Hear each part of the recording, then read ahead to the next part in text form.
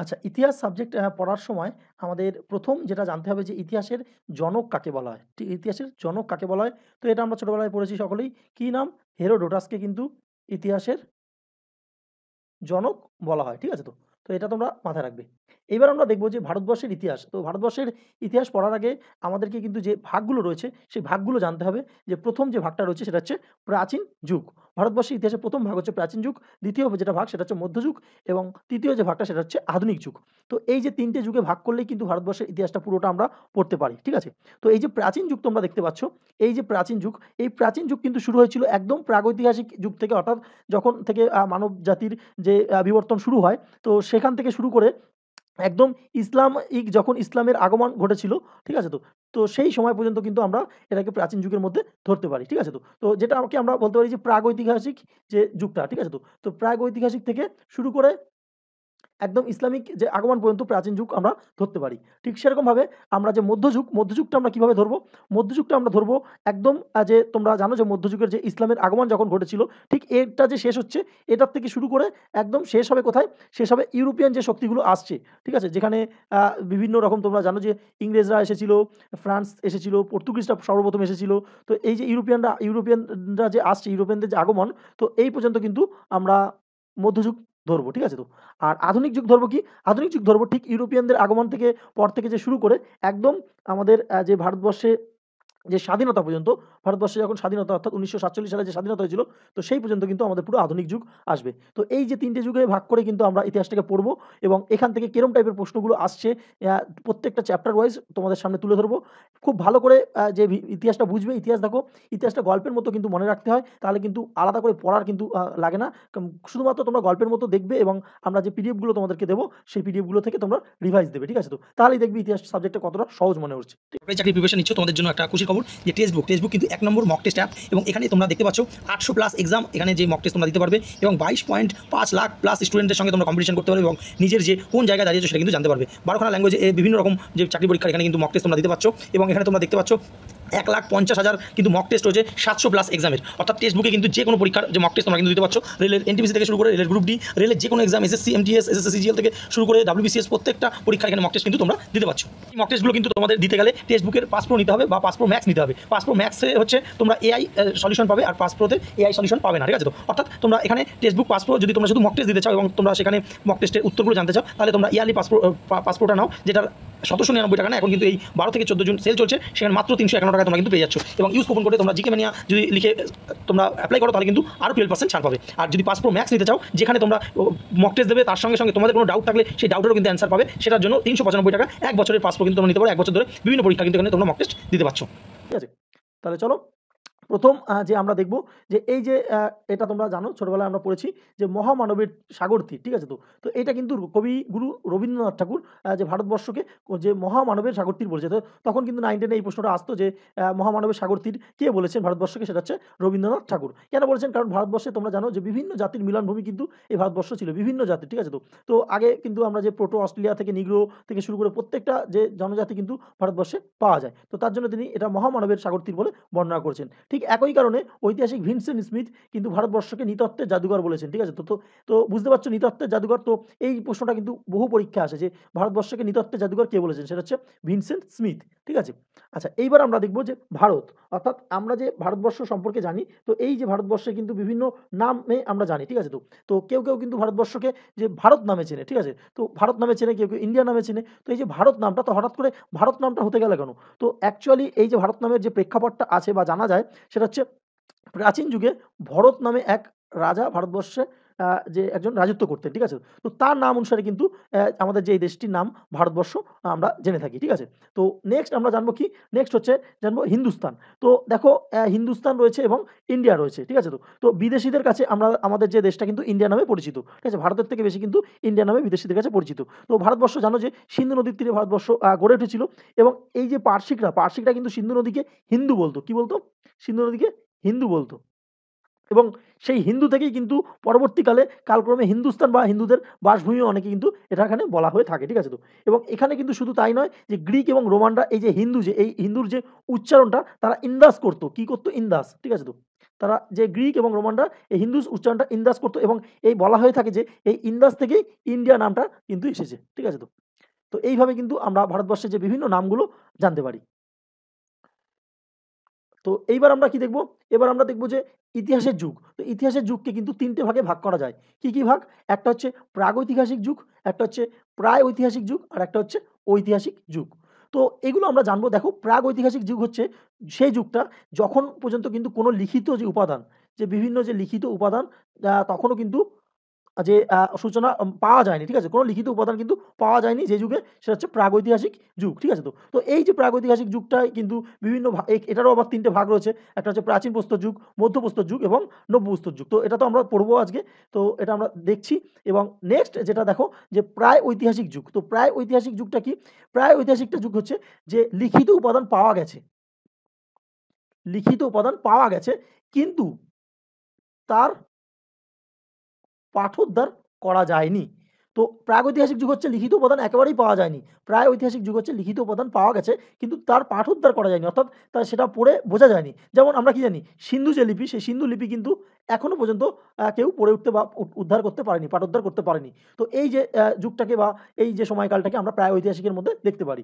আর ঐতিহাসিক যুগ কি? ঐতিহাসিক যুগ হচ্ছে যে যুগে লিখিত উপাদান পাওয়া গেছে, অর্থাৎ যে লিখিত যে বিভিন্ন উপাদানগুলো, এটা তো পাওয়া গেছে এবং তার পাঠর উদ্ধার এইটাও করা গেছে। তো ৩ টে ভাগ বোঝা গেল। একটা হচ্ছে প্রাগৈতিহাসিক হচ্ছে যেখানে কোনো লিখিত উপাদান পাওয়া যায়নি।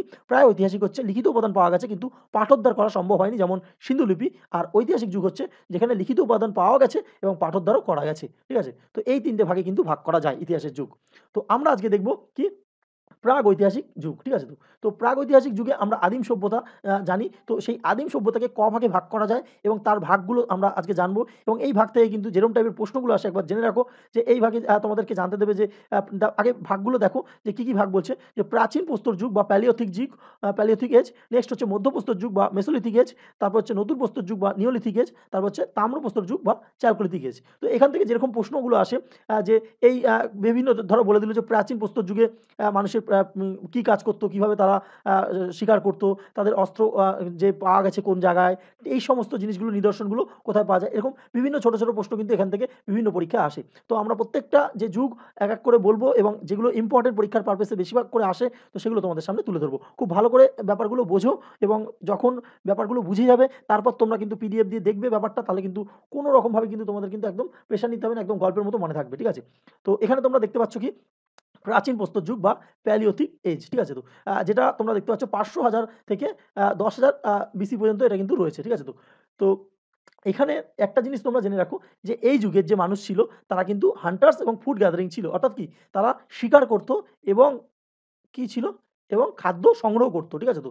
এবং খাদ্য সংগ্রহ করত।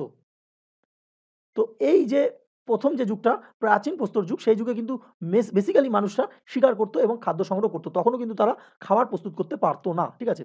তো এইখানে যে তোমরা ১ম যে পয়েন্টটা তোমাদেরকে জানতে হবে যে প্যালিওলিথিক, ঠিক আছে তো? তো এই প্যালিওলিথিক এটা কিন্তু গ্রিক শব্দ, ঠিক আছে তো? তো এই প্যালিও মানে হচ্ছে কি? প্যালিও মানে হচ্ছে প্রাচীন, প্যালিও মানে হচ্ছে প্রাচীন, আর এবং লিথিক বা যেটাকে লিথস বলা হয়, এটা মানে হচ্ছে পাথর।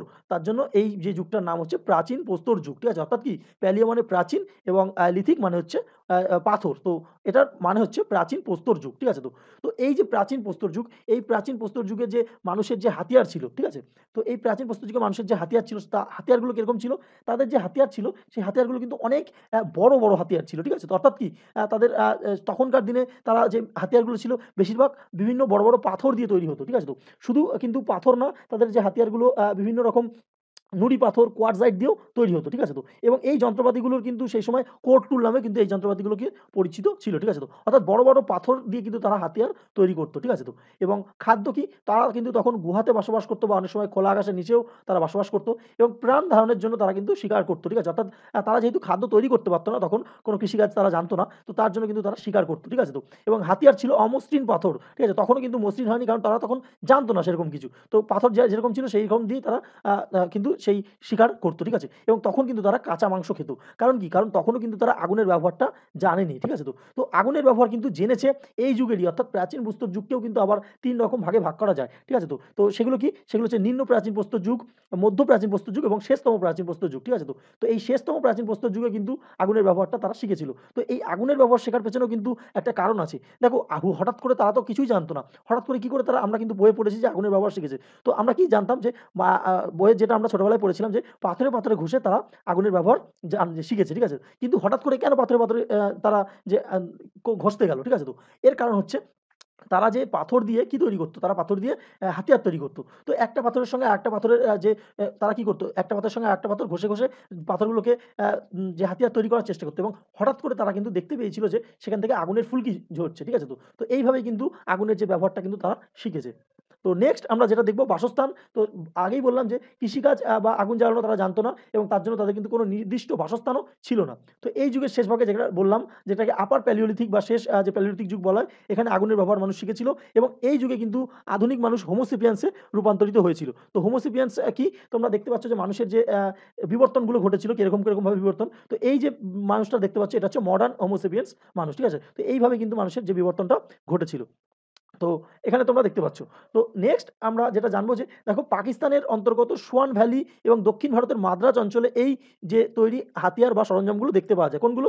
এই যে তোমরা দেখতে পাচ্ছ প্রাচীন প্রস্তর যুগের যে হাতিয়ারগুলো, এই হাতিয়ারগুলোর কিন্তু সরঞ্জাম দেখতে পাওয়া যায় কোথায়?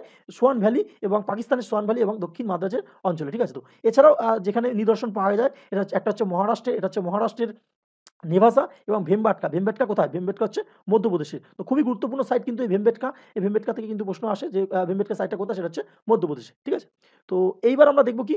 মধ্যপ্রস্তর যুগ। প্রাচীন প্রস্তর যুগ আমরা দেখলাম। এবার দেখব আমরা মধ্যপ্রস্তর যুগ। তো মধ্যপ্রস্তর যুগকে কিন্তু মেসোলিথিক যুগও বলা হয় এবং এই যে যুগটা শুরু হয়েছিল দেখতে পাচ্ছ, এটা হচ্ছে ১০,০০০ থেকে ৬,০০০ বিসি পর্যন্ত। ঠিক আছে তো? এবং এই যুগে যে মেইন যে বৈশিষ্ট্য ছিল, তারা হান্টার্স এবং হার্ডার্স ছিল। অর্থাৎ কি? তারা শিকার তো করতই, শিকারী ছিল এবং তার পাশাপাশি কি ছিল? তার পাশাপাশি তারা কিন্তু পশুপালনও শিখেছিল। ঠিক আছে তো? তো এই দুটো জিনিস কিন্তু মনে রাখলে কিন্তু মধ্যপ্রস্তর যুগটা তোমরা বুঝতে পারবে। দেখো এখানেও ঠিক সেরকম মেসো মানে হচ্ছে কি মধ্য এবং লিথিক মানে হচ্ছে প্রস্তর বা পাথর। তো মধ্য প্রস্তর, এর জন্য মেসোলিথিক মানে হচ্ছে মধ্য প্রস্তর। ঠিক আছে তো? তো এই যুগে যে হাতিয়ারগুলো ছিল, তো এই যুগের হাতিয়ারগুলো কিন্তু আগের থেকে, অর্থাৎ প্রাচীন প্রস্তর যুগের থেকে কিন্তু অনেকটাই ছোট ছিল। ঠিক আছে? তো মাইক্রো ছিল, মাইক্রো লিথ ছিল, অর্থাৎ ছোট ছিল। তার জন্য কিন্তু এখানে মাইক্রোলিথিক এজও বলা হয়। এটাও কিন্তু একবার পিএসসি তে প্রশ্ন এসেছিল, মাইক্রোলিথিক এজ কোন এজকে বলা হয়? সেটা কিন্তু মেসোলিথিক এজকে বলা হয়। ঠিক আছে তো? এবং এই যুগের যে বিভিন্ন কোণ বিশিষ্ট এবং অর্ধচন্দ্রাকার ফলাকৃতি কিন্তু এই যে হাতিয়ারগুলো দেখতে ছিল এবং ছোট, ছোট নুড়ি পাথরের তীরের অগ্রভাগে ব্যবহার করা হতো। কারণ কি?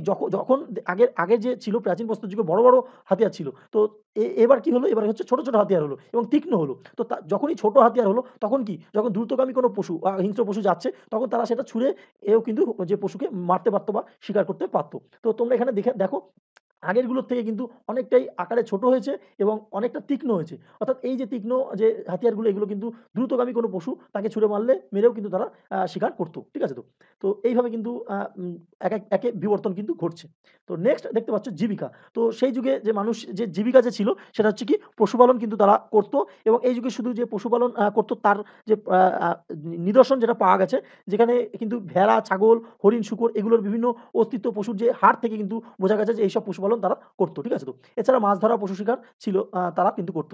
এবং এই যুগের শেষে, অর্থাৎ এই মধ্যপ্রস্তর যুগের শেষের দিকে কিন্তু তারা কৃষিকাজটাও ধীরে, ধীরে শিখছিল।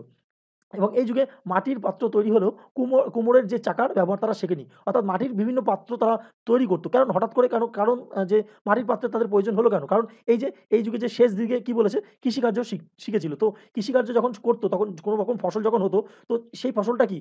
যতটা প্রয়োজন ততটা তারা খেত এবং তারপরে কি? সেই ফসলটাকে কি? সংগ্রহ করার একটা পরিকল্পনা ছিল বা সংগ্রহ করতে হতো। কারণ পরের দিনের জন্য সেই ফসলটা রাখতে হবে। তো তার জন্য কি? কোনো পাত্রের কিন্তু তারা অভাব দেখতে পেয়েছিল এবং তার জন্য কিন্তু তারা ধীরে, ধীরে যে মাটির পাত্র তৈরি করা শুরু করেছিল এবং সেখানে কিন্তু তারা এই যে শস্যগুলোকে রাখার ব্যবস্থা করছে। অর্থাৎ বুঝতে পারছো?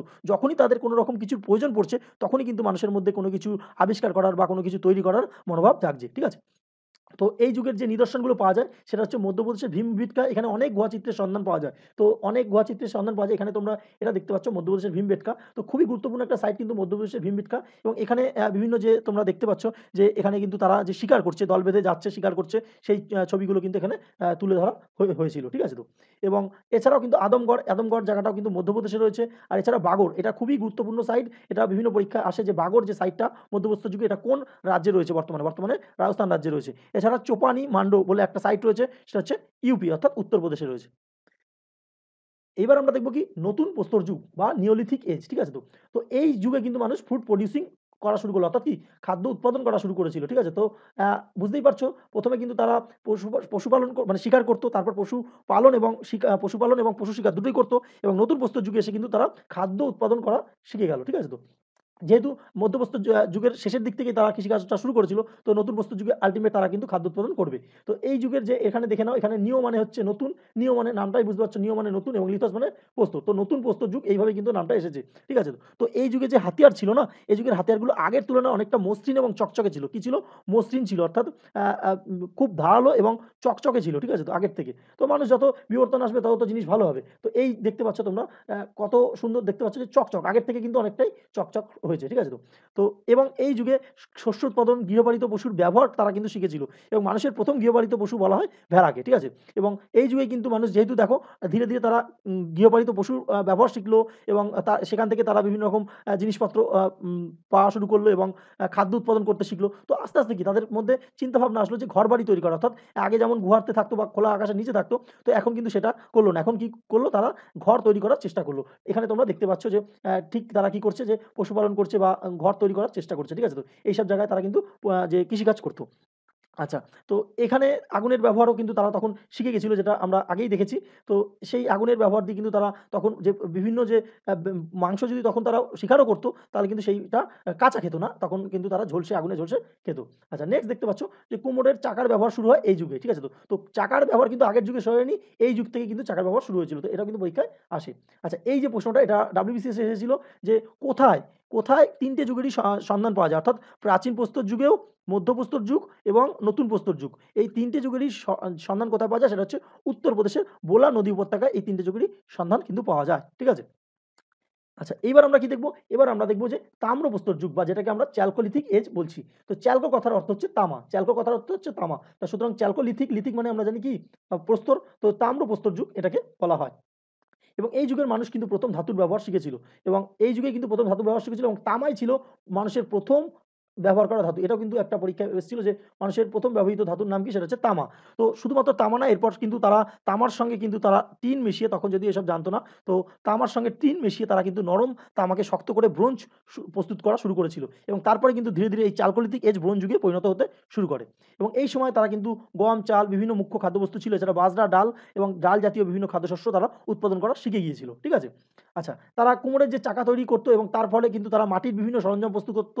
১ম দিকে কিন্তু তারা কি তৈরি করেছিল? বিভিন্ন যে শস্যগুলো রাখার যে ব্যবস্থা করার জন্য তারা তৈরি করার চেষ্টা করেছিল। কিন্তু এখন তোমরা দেখতে পাচ্ছ যে এখানে কিন্তু যে কপার এবং ব্রোঞ্জ দিয়ে বিভিন্ন রকম এক্সট্রা জিনিসও কিন্তু তারা তৈরি করছে, যেগুলো তাদের দরকার। ঠিক আছে তো? তো এই যুগে কিন্তু কালো এবং লাল মাটির সরঞ্জাম কিন্তু বিখ্যাত ছিল। তো এটা পরীক্ষায় একটা মেন্স পরীক্ষায় এসেছিল যে কি এই যুগে, অর্থাৎ তাম্রপ্রস্তর যুগে যে মাটির সরঞ্জাম ছিল তার রং কি ছিল? সেটা হচ্ছে কালো এবং লাল। ঠিক আছে তো?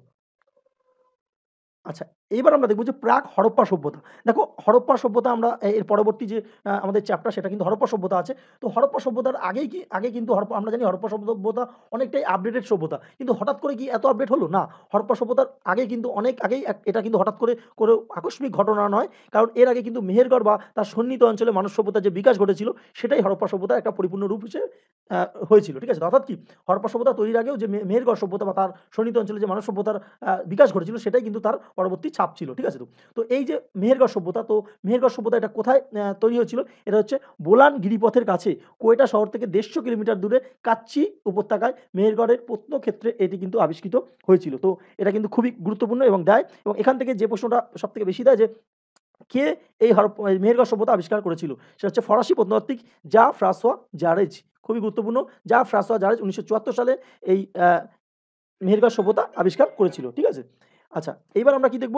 এবার দেখো এখানে তোমরা দেখতে পাচ্ছ যে মেহেরগড় যে এই সভ্যতাটা, তো এটা কিন্তু মেহেরগড় সভ্যতা কিন্তু এখন যেটা বর্তমানে পাকিস্তানের মধ্যে অবস্থিত, এবং এই যে মেহেরগড় সভ্যতার কিন্তু চতুর্সীমা ছিল কি? পশ্চিম দিকে ছিল সাহারা মরুভূমি এবং ভূমধ্যসাগর, পূর্ব দিকে আমাদের যে হিমালয়টা তোমরা জানো, পূর্ব দিকে হিমালয় রয়েছে, এবং পূর্বে হিমালয় ও থর মরুভূমিটা ছিল, উত্তরে বলকান এবং ককেশাস ও হিন্দুশাস, এবং দক্ষিণে কর্কটক্রান্তি রেখা ছিল। এইভাবে কিন্তু এই মেহেরগড় সভ্যতাটা বিস্তৃত লাভ করেছিল। ঠিক আছে তো? তো এই ছিল এই মেহেরগড় সভ্যতা, এবং এই মেহেরগড় সভ্যতায় কিন্তু যেটা বলা হয়ে থাকে যে এই মেহেরগড় সভ্যতায় কিন্তু কুমোরের চাকা আবিষ্কৃত হয়েছিল। তো এটাও তোমরা জেনে রাখো, এবং এই সভ্যতায় প্রচুর তুলোর বীজ পাওয়া গিয়েছিল।